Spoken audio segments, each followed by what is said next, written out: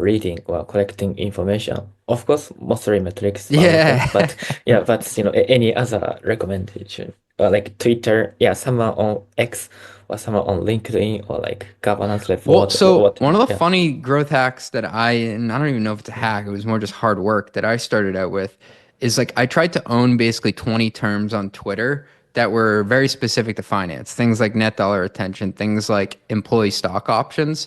So if you searched it, you're going to run into me. That's how I got to my first 10,000 subscribers, by like maniacally trying to post content under those terms, so you would find me.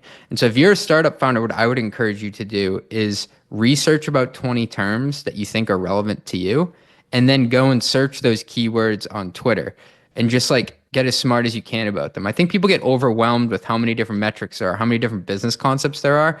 But like if you're, like I said, a marketplace model, you probably want to know about things like liquidity, which is a measurement of like how many suppliers do you have versus how many customers. So like figure out 20 terms to start with that are relevant to the business that you're in, and then go after it from there.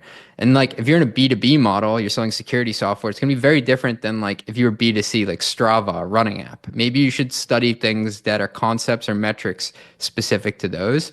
And what I find is if you get your arms around like just enough that feel manageable, you'll eventually go down these rabbit holes and you'll find repositories of information. That's what I was trying to design mostly metrics to be, like a place you would land on and be like, whoa, I found like this gold mine of stuff and it's relevant to what I was trying to research and I can go deeper on it.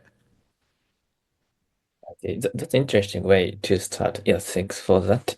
And I'm curious, like about CFO's careers, transition. So if you mentioned that, metrics using at Snowflake is different from